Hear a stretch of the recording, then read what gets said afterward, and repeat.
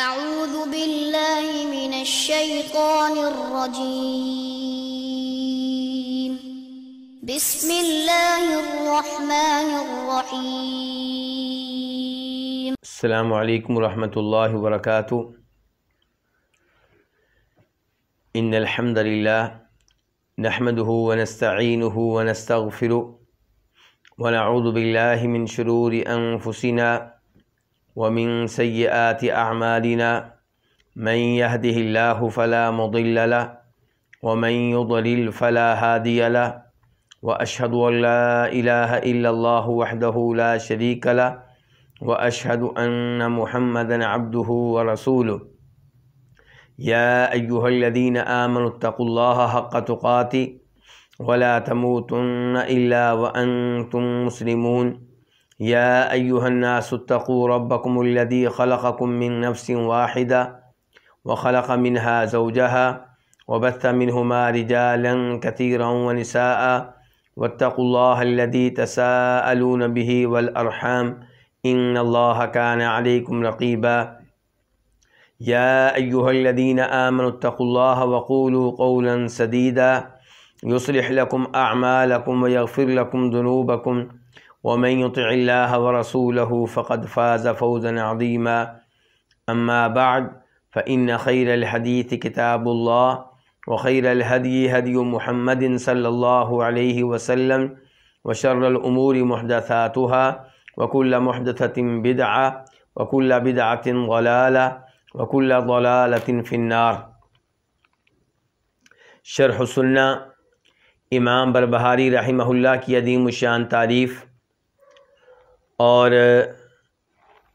آج اس کا جو مسئلہ ہم شروع کرنے والے ہیں اس کا نمبر ہے 123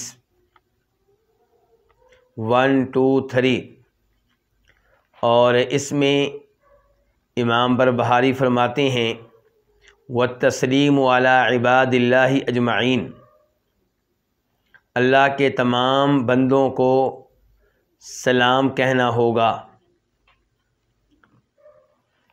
تو امام بربہاری نے یہاں پہ یہ کہا ہے کہ اللہ کے جتنے بھی بندے ہیں انہیں سلام کہنا ہے، اور یہاں پہ اللہ کے بندوں سے مراد اللہ کے مسلمان بندے ہیں، اللہ کا دین قبول کر لینے والے بندے ہیں۔ کیا دلیل ہے اس بات کی؟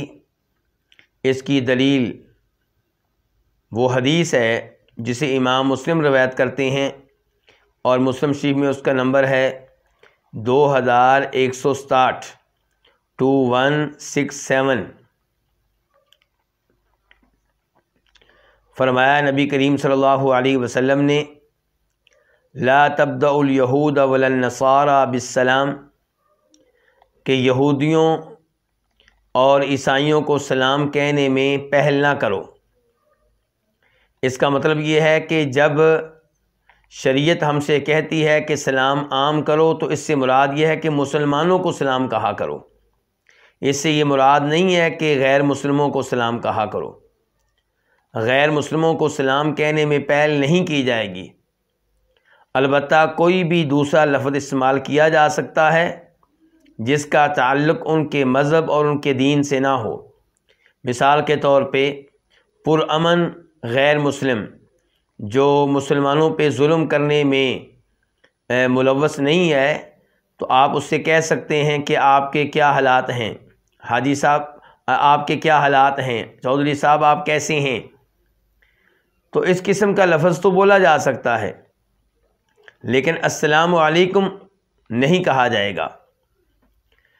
اور اس کی وجہ بھی بیان کی ہے نبی علیہ الصلوۃ والسلام نے کہ یہودی اہل کتاب جب تمہیں سلام کہتے ہیں وہ در حقیقت کہہ رہے ہوتے ہیں السلام علیکم، یعنی کہ تم پہ موت آئے۔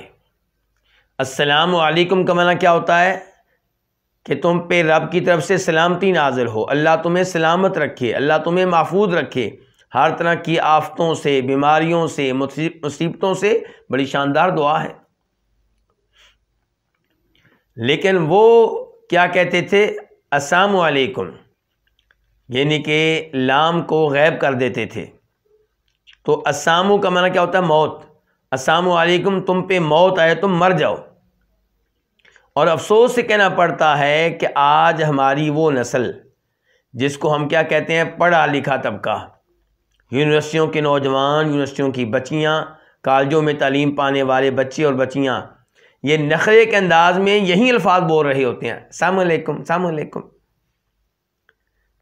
یعنی کہ اپنی طرف سے وہ کیا ایک نخرہ سا دکھا رہے ہوتے ہیں، لیکن وہ حقیقت میں دعا نہیں دے رہے ہوتے بلکہ بددعا دے رہے ہوتے ہیں. تو صاف صاف کہنا چاہیے السلام علیکم، بلکہ یہ سوچ کر کہنا چاہیے کہ میں دعا دے رہا ہوں. سننے والے کو بھی یہ سوچ کر یہ دعا سننی چاہیے کہ مجھے دعا مل رہی ہے. تو خلاصہ کلام یہ ہے کہ غیر مسلموں کو سلام کہنے میں پہل نہیں کی جائے گی. وجہ بتا دی گئی ہے کیا، کہ وہ در حقیقت ہمیں کیا کہتے ہیں، بددعا دیتے ہیں. اچھا، اب سلام کہنے میں پہل نہیں کی جائے گی، لیکن اگر وہ سلام کہیں پھر کیا کرنا ہے، یہ مسئلہ ہے. ہم انہیں سلام کہنے میں پہل نہیں کریں گے، یہ تو طے ہو گیا. اور وہ سلام کہیں تو ہم نے کیا کہنا ہے، وعلیکم.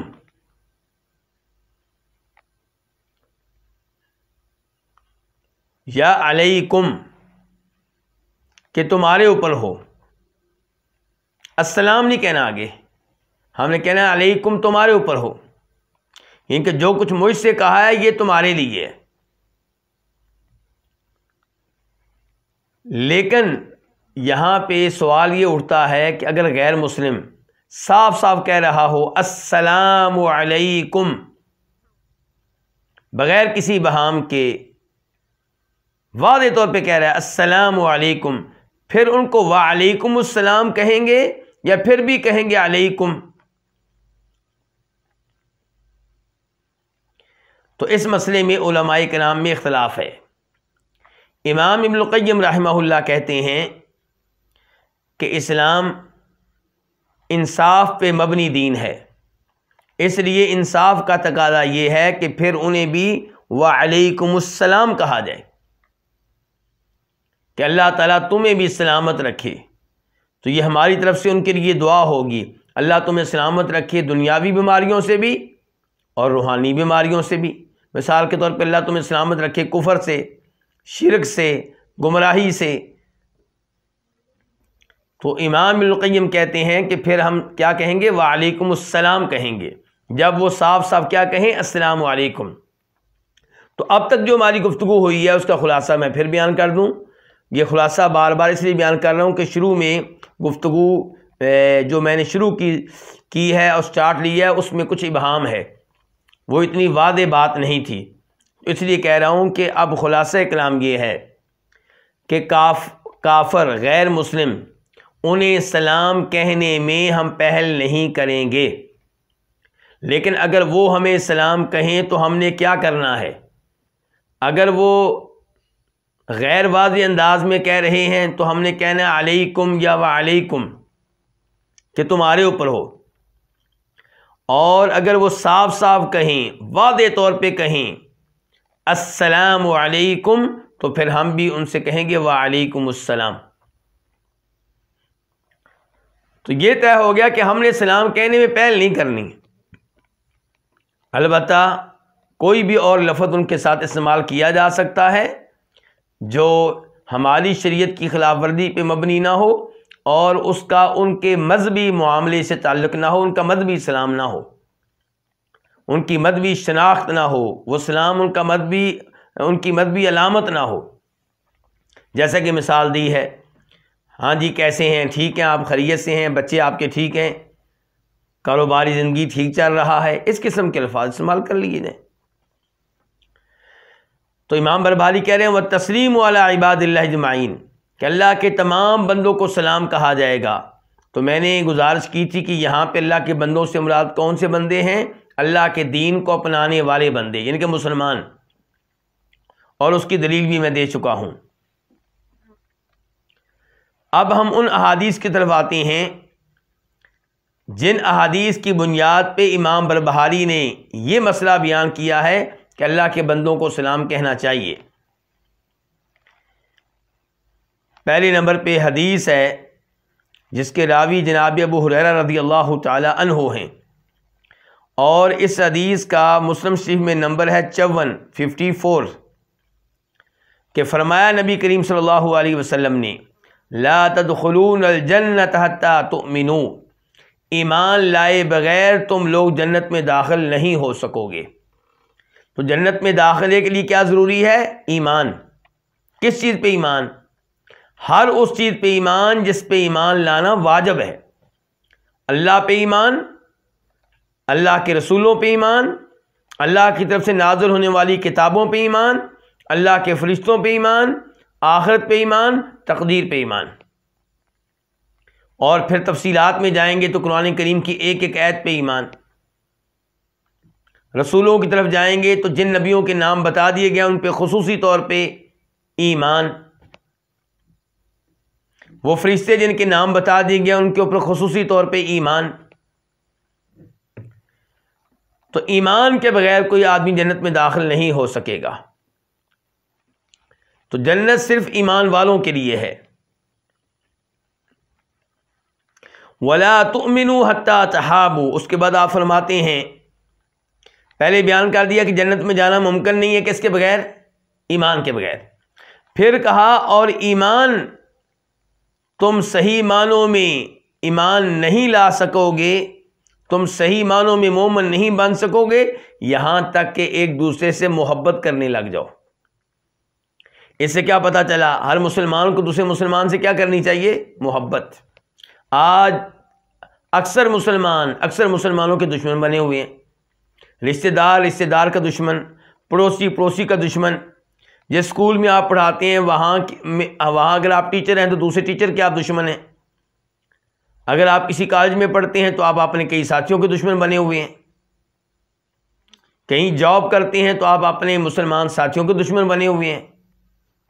جبکہ ایمان تب مکمل ہوگا جب آپ ایمان کی بنیاد پہ ان لوگوں سے محبت کریں گے جو مومن ہیں، جو مسلمان ہیں.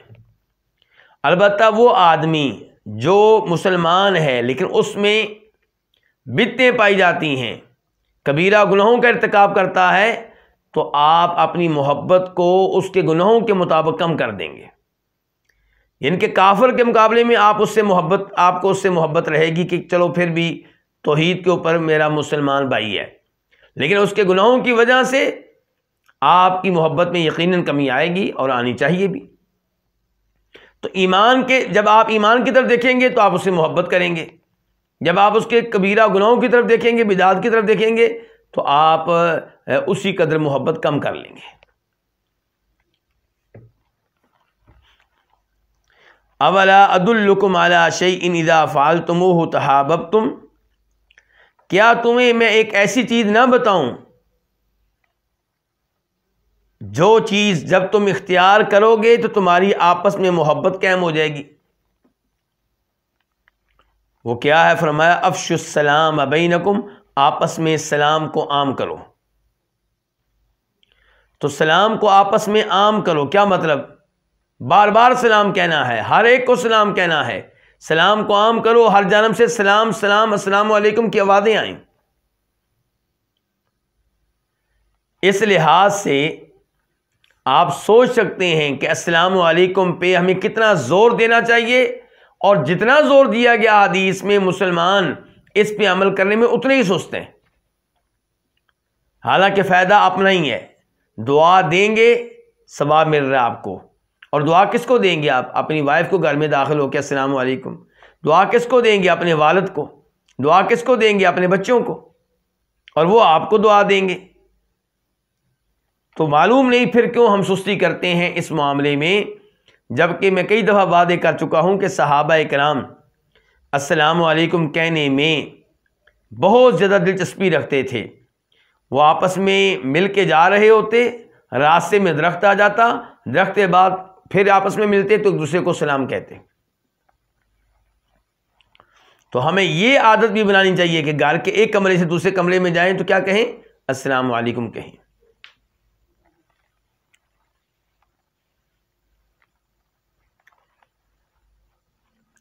اس کے بعد ایک اور حدیث جس کے راوی جناب عبداللہ بن عمرو بن عاص رضی اللہ تعالیٰ عنہما ہیں، اور اس حدیث کو امام بخاری اپنی صحیح میں لے کر آئے ہیں، نمبر ہے 12، اور امام مسلم اپنی صحیح میں لے کر آئے ہیں، نمبر ہے 39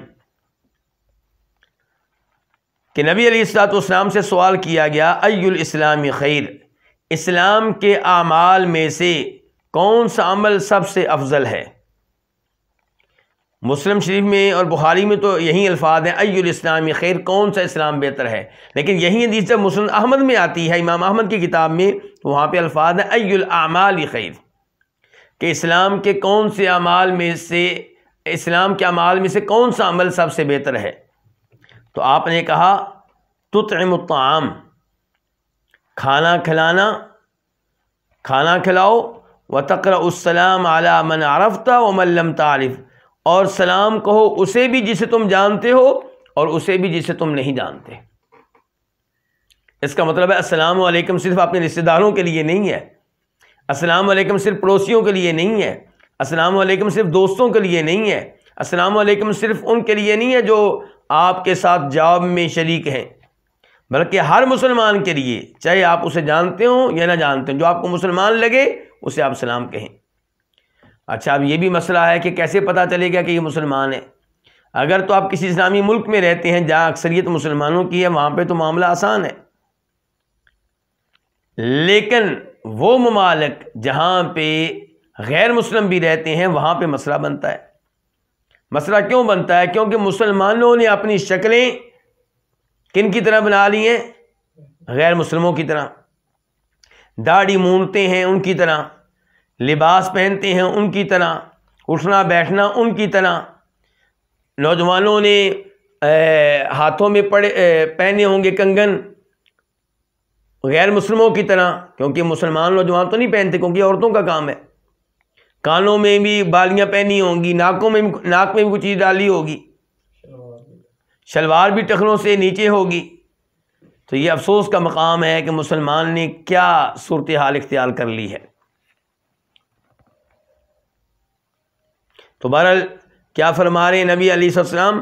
تقرأ السلام علی من عرفت ومن لم تعرف، ہر ایک کو سلام کہیں، اسے بھی جسے آپ جانتے ہیں اور اسے بھی جسے آپ نہیں جانتے۔ تو یہ الفاظ اس مسئلے کے عین مطابق ہیں جو امام بربہاری بیان کر رہے ہیں کہ اللہ کے تمام بندوں کو سلام کہیں۔ تو مراد کون ہے؟ مسلمان۔ اس کے بعد مسئلہ نمبر 125 125،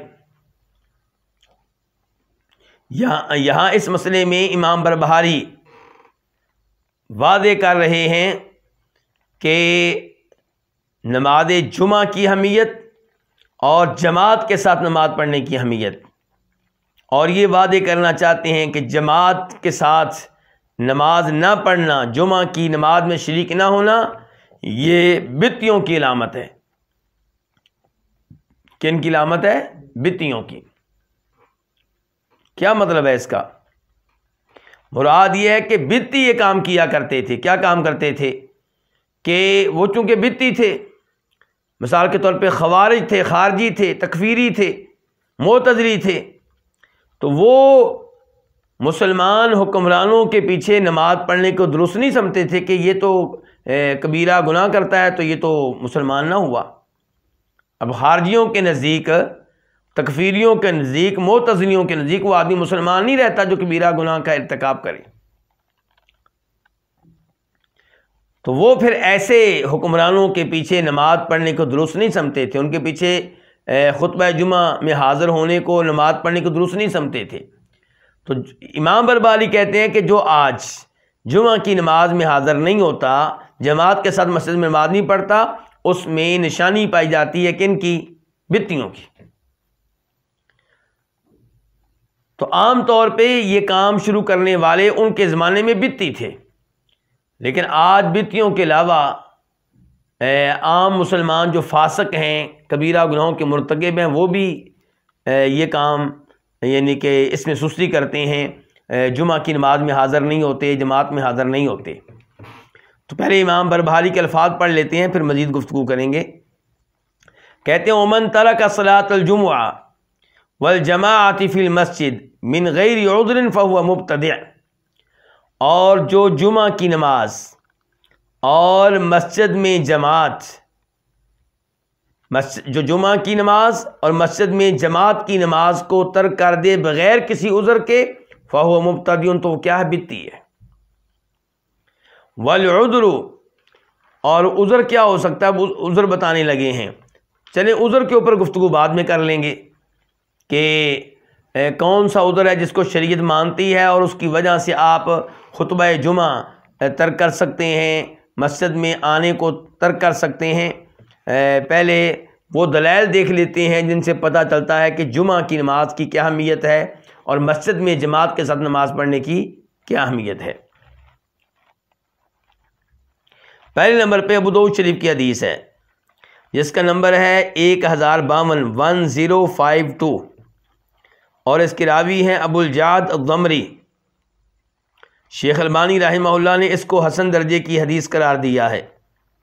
نسائی شریف میں بھی یہ حدیث آئی ہے، وہاں پہ اس کا نمبر ہے 1369 کہ فرمایا نبی علیہ الصلوۃ والسلام نے من ترک ثلاث جمع تہامنا بها طبع اللہ علی قلبی، جو 3 جمعے سستی کرتے ہوئے ترک کر دے، یعنی کہ بغیر عذر کے سستی کرتے ہوئے، تو اللہ رب العزت اس کے دل پہ مہر لگا دیتے ہیں۔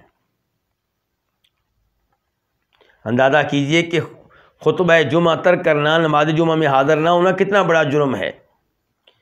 ہمیں تو یہ ترغیب دی گئی ہے کہ ہم نماز جمعہ کے لیے بہت پہلے مسجد میں پہنچ جائیں، 1 گھنٹہ پہلے، 1.5 گھنٹہ پہلے، 2 گھنٹے پہلے پہنچیں۔ چلیں آپ پہلے نہیں پہنچ سکے، کم از کم جب امام صاحب ممبر پہ بیٹھیں اس وقت آپ مسجد میں موجود ہوں۔ لیکن بالکل ہی خطبہ جمعہ ترک کر دینا بغیر کسی عذر کے، جی کرکٹ میچ دیکھنے میں مصروف تھا، کرکٹ کھیلنے میں مصروف تھا،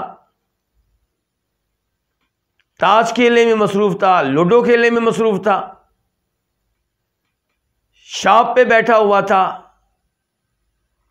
تو فرماتے ہیں نبی علیہ الصلوۃ والسلام کہ جو 3 جمعے سستی کی وجہ سے ترک کر دے، اللہ تعالیٰ اس کے دل پہ مہر لگا دیتے ہیں۔ اور دوسری حدیث جس کے روایت کرنے والے امام مسلم رحمہ اللہ ہیں، نمبر ہے 865 اور حدیث کے راوی ہیں جناب عبداللہ بن عمر اور جناب ابو ہریرہ رضی اللہ تعالی عنہما، کہ لَيَنْتَهِيَنَّ، فرماتے ہیں نبی صلی اللہ علیہ وسلم، لَيَنْتَهِيَنَّ أَقْوَامٌ عَنْ وَدْعِهِمُ الْجُمُعَاتِ، کہ لوگ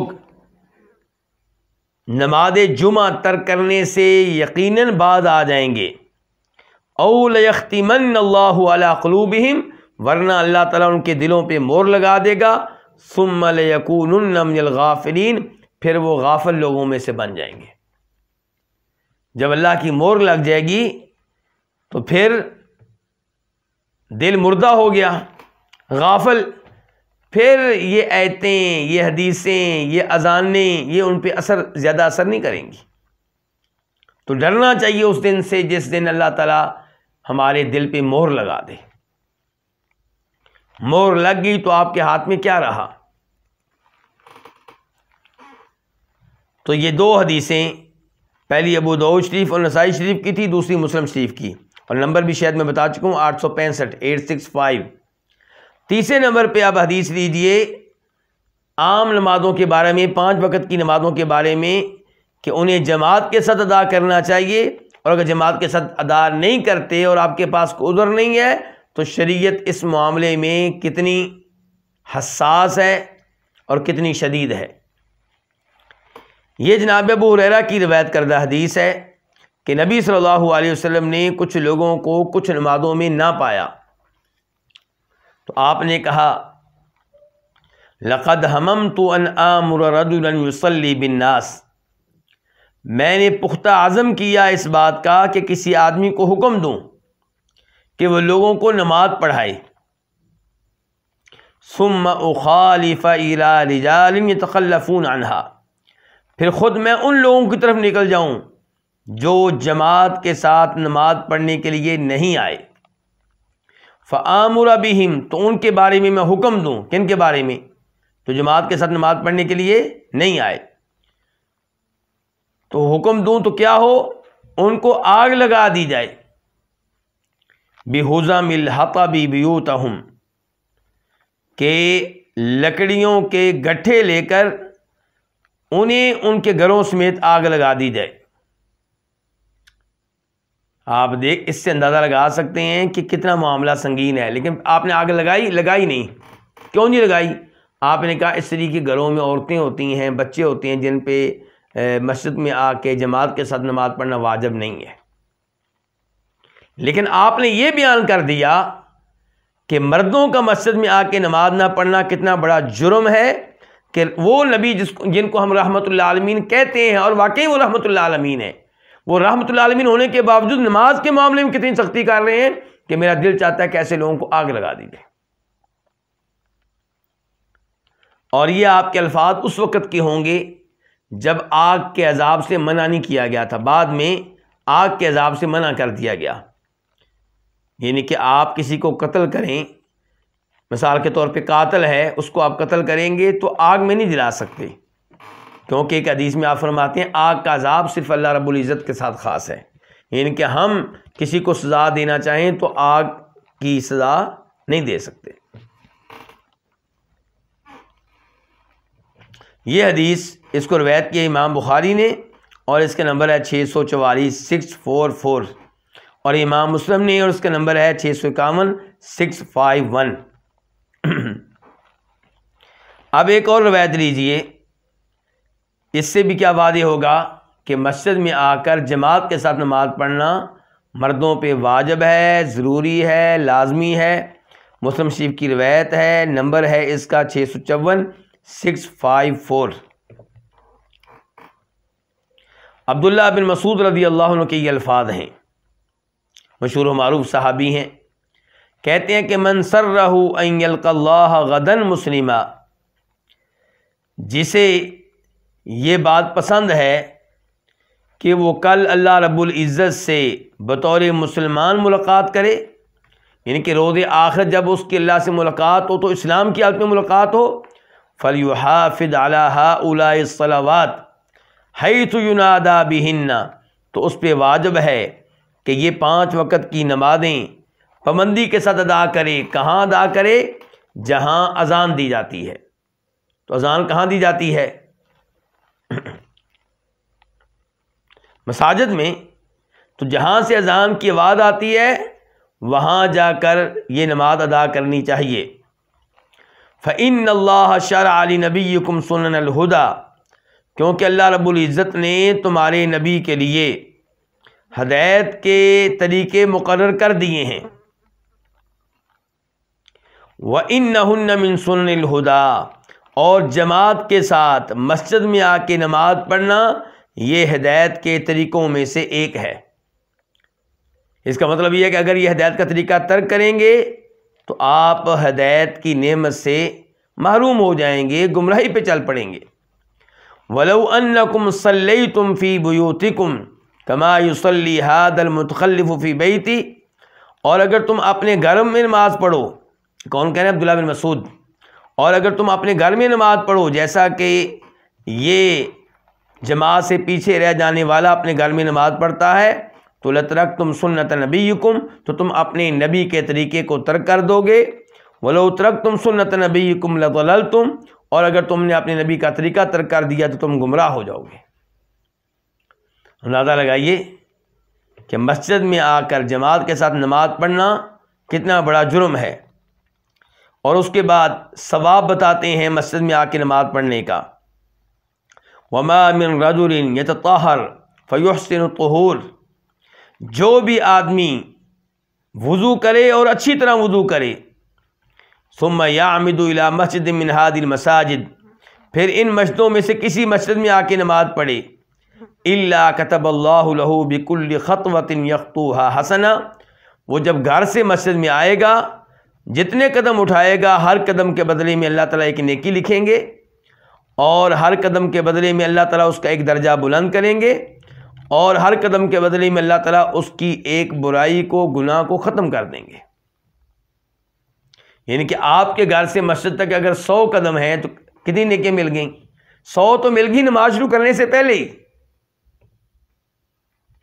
لیکن اس سے یہ بھی پتہ چلا کہ وضو کہاں کر کے آنا چاہیے؟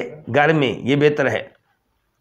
وَلَقَدْ رَأَيْتُنَا وَمَا يَتَخَلَّفُ عَنْهَا إِلَّا مُنَافِقٌ مَعْلُومُ النِّفَاقِ. کہتے ہیں کہ میں نے صحابہ کرام کو دیکھا، اپنے ساتھیوں کو دیکھا کہ ہم میں سے کوئی بھی جماعت سے پیچھے نہیں رہتا تھا سوائے اس منافق کے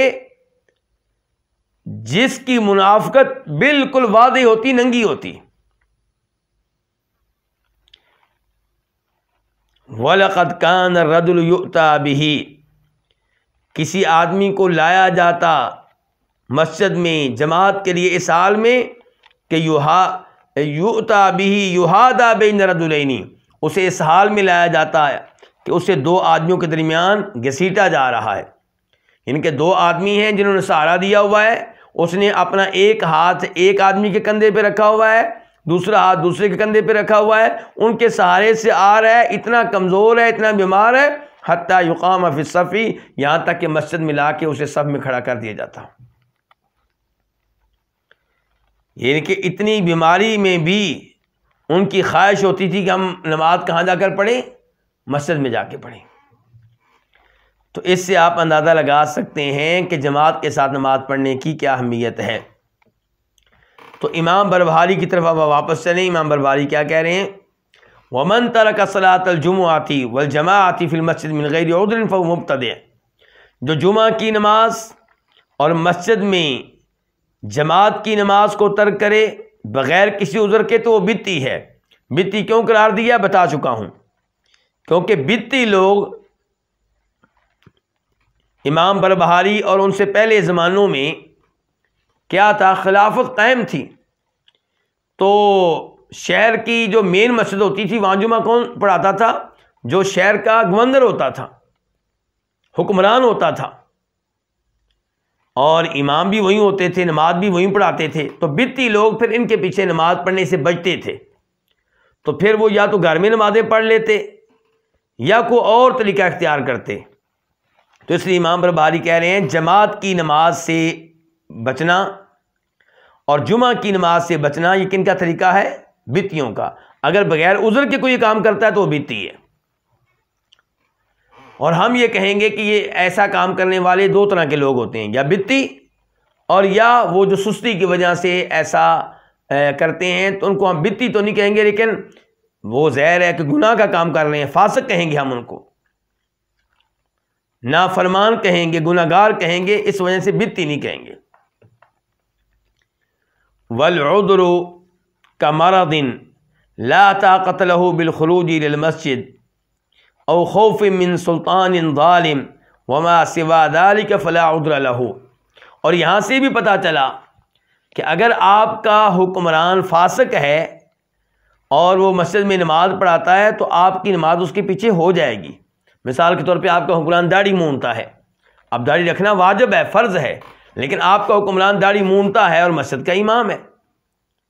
اب ظاہر ہے وہ حکمران، آپ اسے ہٹا نہیں سکتے، تو آپ اس کے پیچھے نماز پڑھیں اور آپ کی نماز انشاءاللہ ٹھیک ہوگی. لیکن اگر کسی مسجد میں آپ کی ڈیوٹی لگے کہ آپ نے امام مقرر کرنا ہے تو آپ ایسے شخص کو امام مقرر نہ کریں جو فاسق ہو، فاجر ہو، کبیرہ گناہوں کا ارتکاب کرتا ہو. آپ کسی اچھے شخص کا انتخاب کریں. لیکن حکمران تو آپ سے پوچھ کر نہیں آئے گا، وہ تو بن گیا، تو آپ اس وجہ سے اس کے پیچھے نماز نہ پڑھیں کہ وہ فاسق ہے، تو یہ درست نہیں ہوگا. البتہ اگر 2-3 مسجدیں ہیں اور آپ اس مسجد کی بجائے دوسری مسجد میں چلے جاتے ہیں جہاں پہ امام اچھا ہے اور حکمرانوں کے پیچھے نماز نہیں پڑھتے تو کوئی بات نہیں، آپ نے دوسری مسجد میں ہی نماز پڑھی ہے، لیکن فتنہ پیدا نہیں ہونا چاہیے. اگر فتنہ پیدا ہو رہا ہے، آپ کے ارد گرد لوگ جمع ہو رہے ہیں، ایک گروپ بن رہا ہے حکمران کے خلاف، تو پھر مسئلہ کھڑا ہوگا. والعذر کا مرض. اچھا عذر کیا ہو سکتا ہے جس کی وجہ سے جمعہ معاف ہو جائے گا، جس کی وجہ سے مسجد میں جماعت کے ساتھ نماز پڑھنا معاف ہو جائے گا؟ تو امام بربہاری کہتے ہیں والعذر کا مرض. عذر جیسا کہ ایسی بیماری لا طاقت لہ بالخروج المسجد، جس بیماری میں مریض جو ہے مسجد میں جانے کی طاقت نہ رکھے۔ تو اگر ایسی بیماری ہے جس بیماری میں آپ مسجد میں جانے کی طاقت نہیں رکھتے تو پھر آپ گھر میں نماز پڑھ سکتے ہیں۔ او خوف من سلطان ظالم، یا کسی ظالم حکمران کا ڈر ہے، یعنی کہ ظالم حکمران ہے، وہ آپ کو قتل کرنا چاہتا ہے، تو آپ گھر میں چھپے ہوئے ہیں، نمازیں گھر میں پڑھ رہے ہیں، تو انشاءاللہ پھر آپ کا عذر قابل قبول ہے۔ ایسی شکل میں آپ اپنی جان بچانے کے لیے گھر میں نمازیں پڑھ سکتے ہیں۔ وما سوا ذالک، اور جو اس کے علاوہ ہے فلا عذر لہ، تو اس کا کوئی عذر نہیں ہے۔ یعنی کہ ان دو چیزوں کو ہی امام بربہاری نے کیا شمار کیا ہے؟ عذر شمار کیا ہے، اور ان کے علاوہ امور کو امام بربہاری عذر شمار نہیں کر رہے، جبکہ صحیح بات یہ ہے کہ عذر صرف یہ دو نہیں ہے، اس کے علاوہ بھی کوئی عذر ہو سکتا ہے۔ مثال کے طور پہ جو احادیث سے ثابت ہیں، بیماری کے علاوہ ایک عذر کیا ہے؟ بارش۔ اگر بارش ہو رہی ہے تو بارش کی وجہ سے آپ کا عذر جو ہے کہ آپ گھر میں نماز پڑھنا چاہتے ہیں تو یہ قابل قبول ہے۔ یہ میرے سامنے حدیث ہے مسلم شریف کی، نمبر ہے اس کا 697 697، راوی ہیں جناب عبداللہ بن عمر کہ ان رسول اللہ صلی اللہ علیہ وسلم کان یأمر المؤذن اذا كانت لیلۃ باردہ او ذات مطر فی السفر ان یقول الا صلوا فی الرحال، کہ نبی صلی اللہ علیہ وسلم ایسی رات میں، جو رات انتہائی ٹھنڈی ہوتی، شدید سردی ہوتی یا بارش ہوتی اور آپ سفر میں ہوتے، تو آپ مؤذن سے کہتے کہ اذان میں یہ الفاظ کہو کہ الا صلوا فی الرحال، کہ لوگوں گھروں میں ہی نماز پڑھ لو۔ تو یہاں پہ کیا ہے؟ سفر کے دوران، سفر کے دوران اگر بارش ہوتی، سفر کے دوران اگر رات انتہائی ٹھنڈی ہوتی، شدید سردی ہوتی، تو آپ مؤذن سے کہتے کہ اذان میں یہ الفاظ بھی کہہ دو کہ لوگوں گھروں میں نماز پڑھ لو۔ اس کا مطلب یہ ہے کہ بارش کی حالت میں یا انتہائی شدید سردی جس میں آپ باہر نکلیں تو آپ کو خطرہ ہے کہ آپ بیمار ہو جائیں گے، تو تب آپ گھر میں نماز پڑھ سکتے ہیں۔ جہاں تک تعلق ہے سفر والے الفاظ کا، تو یہ سفر میں بھی جائز ہے اور بغیر سفر کے بھی جائز ہے، کیونکہ کئی احادیث میں یہ آیا ہے کہ سفر کے بغیر بھی ایسا کیا گیا ہے یا ایسا ثابت ہے نبی صلی اللہ علیہ وسلم سے۔ مثال کے طور پہ بخاری شریف کی حدیث ہے کہ جناب عبداللہ بن عباس خطبہ جمعہ دینے لگے۔ اب خطبہ جمعہ کہاں ہو رہا ہے؟ شہر میں ہو رہا ہے۔ تو انہوں نے مؤذن سے کہا کہ اذان میں یہ الفاظ بھی کہنے ہیں کہ لوگوں گھروں میں نماز پڑھ لو۔ تو لوگوں نے تعجب کا اظہار کیا، تو انہوں نے وضاحت کی کہ بھائی بارش ہو رہی ہے۔ تو کہنے کا مطلب یہ کہ بارش کی حالت میں آپ گھر میں نماز پڑھ سکتے ہیں۔ تو یہ عذر جو ہے قابل قبول ہے۔ اس کے علاوہ پیشاب پخانہ، اس کی وجہ سے بھی جماعت سے پیچھے رہ جانے والا شخص معذور ہے، اس کا عذر قابل قبول ہے۔ یعنی کہ نماز کے لیے جانے لگا تھا مسجد میں، لیکن پیشاب آ گیا یا پخانے کی حاجت محسوس ہوئی، تو پھر ہم اس سے یہ مطالبہ نہیں کریں گے کہ تم مسجد میں جا کے جماعت کے ساتھ نماز پڑھو، بلکہ مطالبہ یہ کیا جائے گا پہلے اپنی حاجت پوری کرو، پیشاب پخانے سے فارغ ہو جاؤ، تب جا کے نماز پڑھنا۔ اب ہو سکتا ہے جب وہ فارغ ہو تو جماعت چھوٹ چکی ہو، تو اگر اس نے شروع میں سستی نہیں کی تھی، ٹائم پہ اٹھا تھا، اور اب واش روم میں جانے کی وجہ سے، قضاء حاجت کی وجہ سے اس کی جماعت رہ گئی ہے، تو انشاءاللہ اس کا عذر بھی قابل قبول ہے۔ دلیل آگے چل کر میں دیتا ہوں۔ ایسے ہی جماعت قائم ہونے لگی ہے اور آپ کا کھانا آ گیا ہے، اور کھانے کی آپ کو حاجت ہے، بھوک لگی ہے، تو تب بھی شریعت کیا کہتی ہے کہ آپ پہلے کھانا کھا لیں، بعد میں نماز پڑھ لیں۔ تو دلیل کیا ہے؟ دلیل یہ حدیث ہے مسلم شریف کی، نمبر ہے اس کا 560 560 کہ لا صلاۃ بحضرۃ الطعام، کھانا موجود ہو تو نماز نہیں ہوتی، ولا وهو يدافع الاخبثان، اور نہ ہی تب نماز پڑھنی چاہیے جب کہ دو خبیث ترین چیزیں، دو گندی ترین چیزیں ان کا زور ہو آپ پہ۔ مراد کیا ہے؟ پیشاب پخانا۔ تو پیشاب پخانے کا زور ہو تو پھر پہلے اپنی حاجت پوری کریں۔ کیوں؟ اس سے ایک تو پتہ چلا دین اسلام کتنا اچھا دین ہے، انسانی حاجتوں کا خیال رکھتا ہے۔ کھانا آیا ہے، آپ کو بھوک لگی ہے، شریعت کہہ رہی پہلے کھانا کھا لیں بعد میں نماز پڑھ لیں۔ حالانکہ شریعت جماعت میں بغیر عذر کے پیچھے رہ جانے والوں پہ بڑی سختی کر رہی ہے۔ دوسری جانب کھانے کی وجہ سے اگر آپ نماز سے پیچھے رہتے ہیں اور کھانا موجود ہے، حاضر ہے، بھوک لگی ہے، تو شریعت کہہ رہی کہ آپ پہلے کھانا کھا لیں۔ ایسے ہی یہ انسانی ضرورت ہے نا، اور ایسے ہی آپ نماز کے لیے جانے لگے تھے، پیشاب پخانے کی حاجت محسوس ہوئی اور آپ کو پتہ ہے کہ یہ پیشاب پخانہ آپ کو تنگ کرے گا، تو پھر آپ سے یہ شریعت کہتی ہے کہ پہلے اپنی حاجت پوری کریں بعد میں نماز پڑھیں۔ لیکن اگر کوئی پیشاب آیا ہے، نماز پہلے پڑھتا ہے، کہتا ہے پیشاب بعد میں کر لوں گا، تو کیا اس کی نماز ہو جائے گی؟ جی ہاں ہو جائے گی۔ یہ نہیں ہم کہتے کہ اس کی نماز نہیں ہوگی۔ دلیل اس کی وہ حدیث ہے جو آپ سب نے سنی ہوگی کہ مسجد نبوی میں ایک آدمی نے پیشاب کر دیا تھا، صحابہ کرام اس کے پیچھے دوڑے، اس کو ڈانٹنے لگے، تو نبی علیہ السلام نے روک دیا تھا کہ کوئی بات نہیں، اس کو پیشاب کرنے دو۔ جب پیشاب کر لیا گیا تو آپ نے کہا پانی لے کر آؤ اور اس کے اوپر بہا دو۔ دیکھیے کتنا عظیم اخلاق ہے آپ کا، مسجد نبوی میں پیشاب کیا ہے۔ اور آج کل ایسا کوئی آدمی ہو تو لوگ اس کو ویسے جان سے مار دیں گے، یہ گستاخ ہے، وہابی ہے۔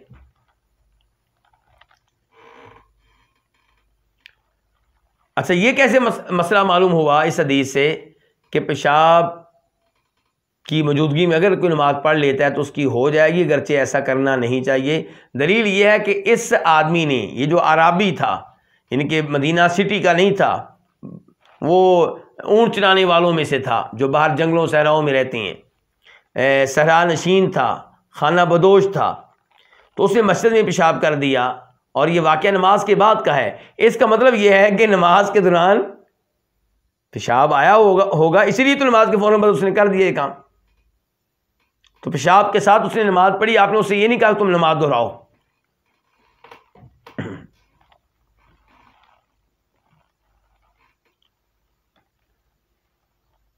تو یہ چند میں نے عذر بیان کیے ہیں جن کی وجہ سے انسان نماز اپنے گھر میں، اپنے کمرے میں، اپنی دکان وغیرہ میں پڑھ سکتا ہے۔ اس کے بعد یہ مسئلہ نمبر ہے 119۔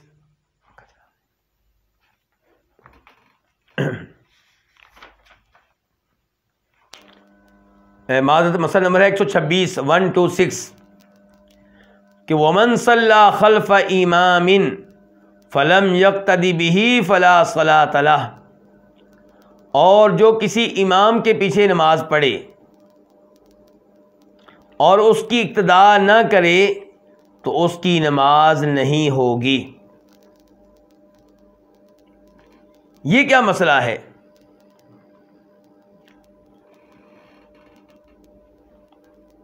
کئی دفعہ خارجی لوگ، تکفیری لوگ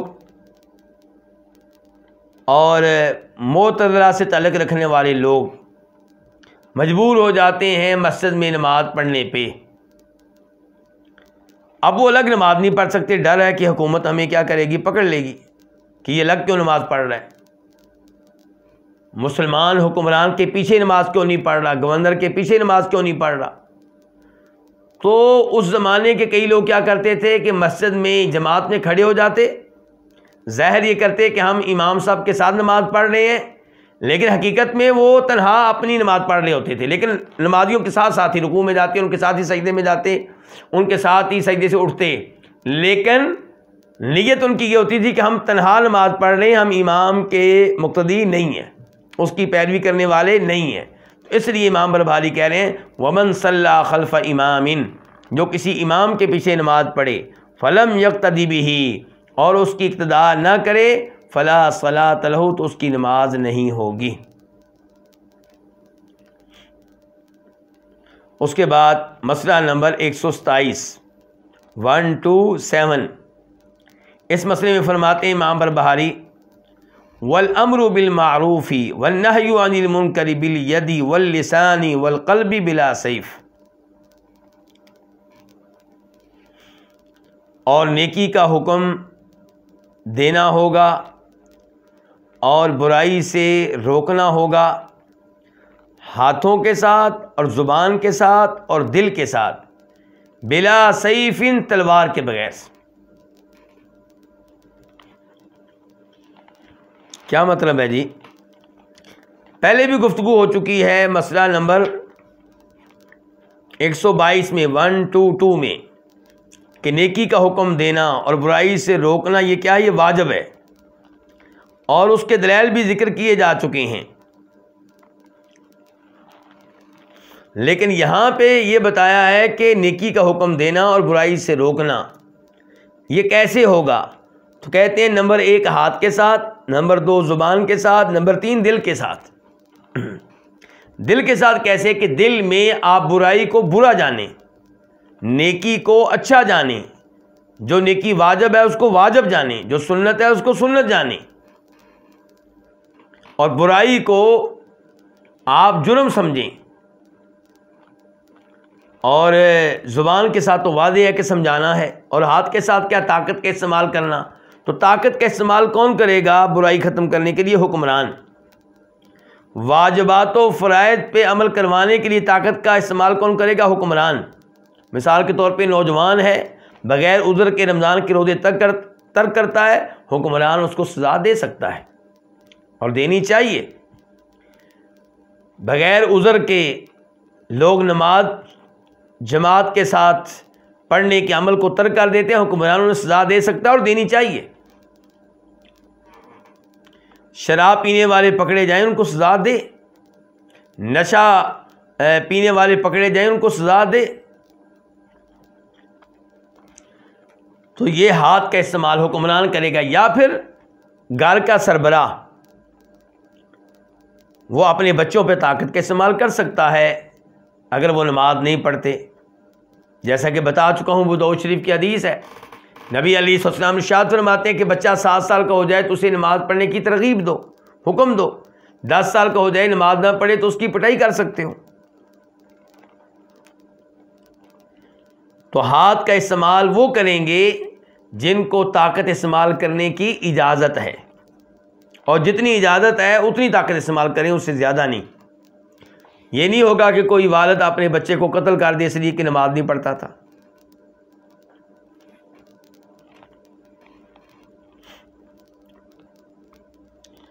تو امام بربہاری کہتے ہیں نیکی کا حکم دینا ہوگا، برائی سے روکنا ہوگا ہاتھ کے ساتھ اور زبان کے ساتھ۔ جہاں پہ آپ طاقت استعمال نہیں کر سکتے، ہاتھ استعمال نہیں کر سکتے، وہاں پہ کم از کم آپ زبان تو استعمال کریں، اچھے انداز سے نیکی کا حکم دیں، برائی سے روکیں۔ والقلب، اور کہتے ہیں کہ دل کے ساتھ۔ اس سے کیا مراد ہے؟ یہ بتا چکا ہوں پہلے بھی کہ جہاں پہ آپ طاقت استعمال نہیں کر سکتے، زبان استعمال نہیں کر سکتے، وہاں کم از کم دلی جذبات آپ کے نیکی کے ساتھ ہوں، اور برائی سے آپ کو نفرت ہو، آپ کو افسوس ہو رہا ہو ان لوگوں پہ جنہوں نے برائی کا ارتکاب کیا ہے۔ لیکن اگر کوئی نیکی کو نیکی سمجھنا ترک کر دے، برائی کو برائی سمجھنا ترک کر دے، تو پھر تو وہ مردہ ہو چکا ہے۔ فرماتے ہیں نبی علیہ الصلوۃ والسلام، یہ ابو سعید خدری کی حدیث ہے، مسلم شریف میں آئی ہے، نمبر 49 ہے 49، کہ فرمایا نبی کریم صلی اللہ علیہ وسلم نے، من رآ منکم منکرا فلیغیرہ بیدی، کہ تم میں سے جو کوئی برائی دیکھے اس کو تبدیل کرے اپنے ہاتھ کے ساتھ۔ فإن لم یستطع فبلسانہ، اگر ہاتھ کے ساتھ طاقت نہیں رکھتا اسے تبدیل کرنے کی، اس کو مٹانے کی، تو اپنی زبان کے ساتھ۔ فإن لم یستطع فبقلبہ، اور اگر اپنی زبان کے ساتھ برائی کو ختم کرنے کی، مٹانے کی طاقت نہیں رکھتا تو اپنے دل کے ساتھ۔ وذالک ضعف الایمان، فرمایا یہ کمزور ترین ایمان ہے۔ زبان سے برائی سے نہ روکنا، دل میں اس برائی کو برا جاننا، یہ کمزور ایمان ہے، اور جو دل سے بھی برا نہ جانے تو اس کا ایمان پھر ہوگا؟ یہ سوچنا چاہیے. یعنی کہ لوگ شراب پی رہے ہیں اور آپ اس کو معمول کی کارروائی سمجھتے ہیں, اس کی کوئی ٹینشن نہیں لیتے, آپ کو کوئی غصہ ہی نہیں آتا.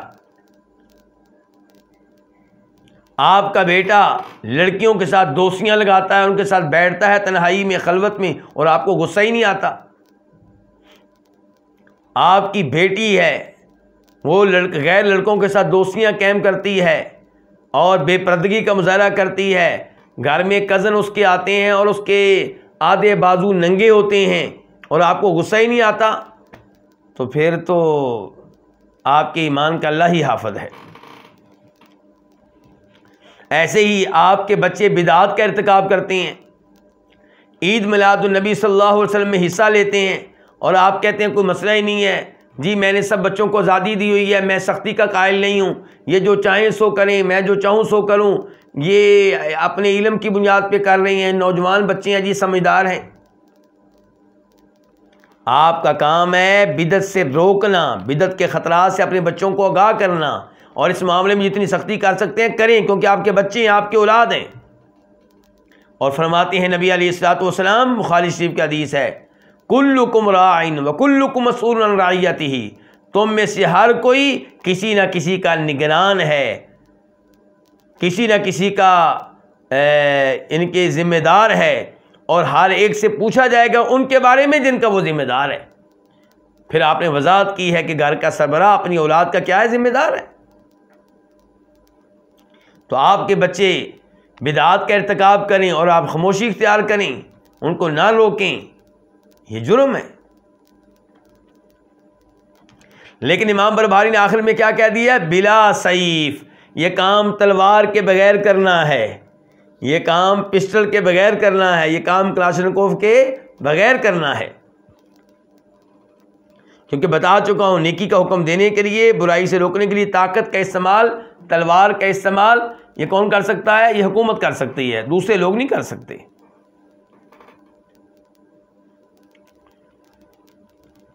تو نیکی کا حکم دینے کے لیے, برائی سے روکنے کے لیے طاقت کا استعمال بھی کر سکتے ہیں. حکمران آپ کا اگر برائیاں کرتا ہے, گناہ کرتا ہے, تو آپ تلوار لے کر میدان میں نکل آئیں. یہ کن کا نظریہ ہے, یہ کن کی سوچ ہے؟ یہ معتزلہ کی سوچ ہے, یہ خوارج کی سوچ ہے, یہ تکفیریوں کی سوچ ہے.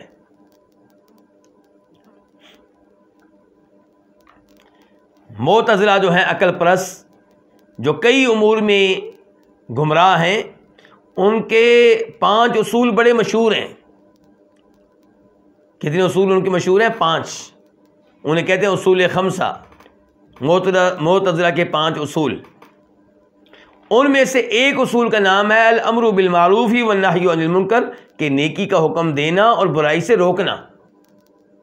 کہتے ہیں یہ بڑا ہمارا اہم اصول ہے, اور مراد اس سے کیا لیتے ہیں؟ اہم بات یہ ہے,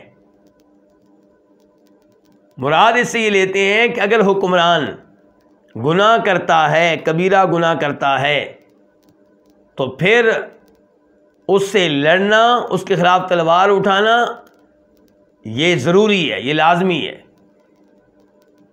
جبکہ ہم اس کو کیا کہتے ہیں کہ یہ ضروری نہیں ہے, لازمی نہیں ہے, بلکہ فتنہ و فساد ہے, یہ بغاوت ہے, یہ جرم ہے. آپ حکمران کی اصلاح کریں زبان کے ساتھ, نصیحت کے ساتھ, لیکن یہ کہ تلوار لے کر میدان میں آ جائیں اور اس کے خلاف آپ لوگوں کو کھڑا کر دیں, بغاوت کا ماحول پیدا کر دیں, اسلام اس کی قطعاً اجازت نہیں دیتا.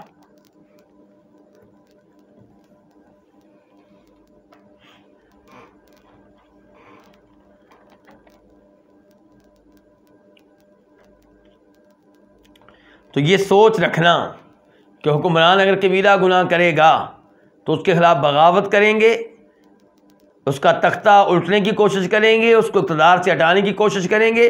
یہ کن کا اصول ہے؟ گمراہ فرقوں کا اصول ہے.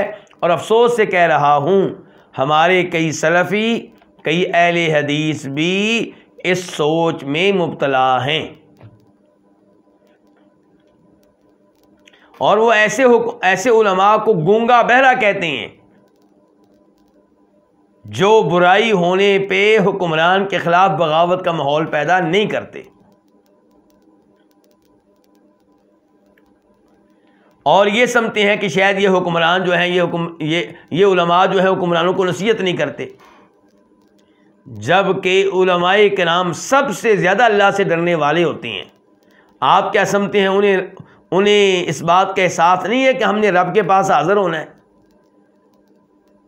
ہمیں حسن ظن ہے سلفی علماء کرام کے بارے میں، شیخ صالح فوزان کے بارے میں اور دیگر بڑے بڑے علماء کرام کے بارے میں کہ وہ اپنے ممالک کے حکمرانوں کو غلط امور سے روکنے کی کوشش کرتے ہیں، نصیحت کرتے ہیں، لیکن ضروری نہیں کہ وہ نصیحت کریں اور باہر آ کر عوام کو رپورٹ دیں کہ جناب ہم نے آج حق ادا کر دیا ہے، ہم نے یہ الفاظ استعمال کیے، حکمران نے آگے سے یہ کہا، ہم نے آگے سے اس کو یہ جواب دے کے اس کی بولتی بند کر دی۔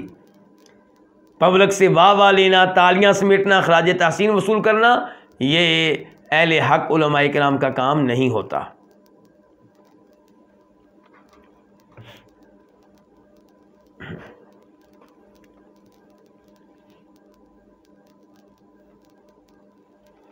یہ تھا مسئلہ نمبر 127 127۔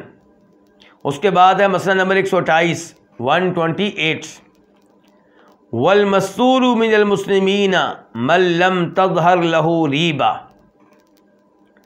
اور مسلمانوں میں سے مستور وہ ہے جس کا کوئی مشکوک کام ظاہر نہ ہو، جس کا کوئی مشکوک کام سامنے نہ آئے، اس کو کیا کہیں گے؟ مستور۔ مستور جس کو چھپایا جائے، یعنی کہ چھپا ہوا مسلمان، یعنی کہ ایک تو وہ ہوگا جو واضح طور پہ بدعتی ہے، سب کو نظر آ رہا ہے کہ بدعتی ہے، اور ایک وہ ہوگا جو واضح طور پہ فاسق ہے، سب کو پتہ ہے کہ کبیرہ گناہوں کا ارتکاب کرتا ہے، سود لیتا ہے، قرض دے کر سود لیتا ہے، کسی یتیم کا مال کھا گیا ہے، جادو کرتا ہے، پاک دامن مسلمان عورتوں پہ تہمتیں لگاتا ہے، جھوٹی گواہیاں دیتا ہے، یہ سارے کام کیا ہیں؟ کبیرہ گناہ ہیں۔ تو اس کا معاملہ بھی واضح ہو گیا، یہ فاسق ہے۔ بدعتی کا معاملہ بھی واضح ہو گیا کہ وہ بدعتی ہے۔ اور ایک وہ مسلمان ہوتا ہے جو مستور ہے، جس کا معاملہ چھپا ہوا ہے، پتہ نہیں چل رہا۔ تو مستور مسلمان کون ہوگا؟ جس کا کوئی مشکوک کام سامنے نہ آئے۔ تو پھر کرنا کیا ہم نے؟ اس کو یہ بتانے کا ہمیں مقصد کیا ہے امام بربہاری صاحب؟ تو مقصد یہ ہے کہ ایسے آدمی کے پیچھے آپ نماز پڑھیں بڑے اطمینان کے ساتھ، جو کیا ہے؟ مستور ہے، جس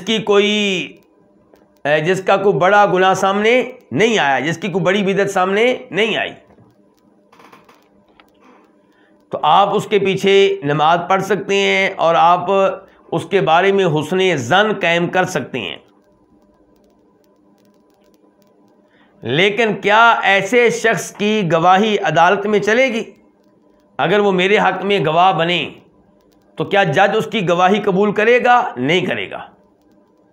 جج اس کی گواہی قبول کرے گا جو مستور نہ ہو، بلکہ جس کا معاملہ واضح ہو کہ وہ کبیرہ گناہوں سے بھی دور ہے اور بدعات سے بھی دور ہے۔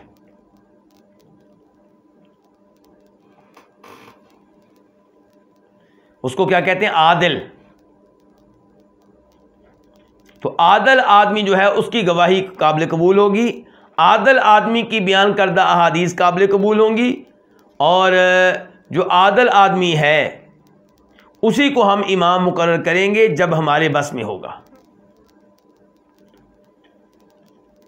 اور جہاں تک تعلق ہے مستور کا، جس کے کبیرہ گناہ سامنے نہیں آئے، جس کی بدعات سامنے نہیں آئیں، تو آپ اس کے پیچھے نماز پڑھ سکتے ہیں۔ نماز کے معاملے میں اس کے بارے میں تحقیقات کرنا یہ ضروری نہیں ہے۔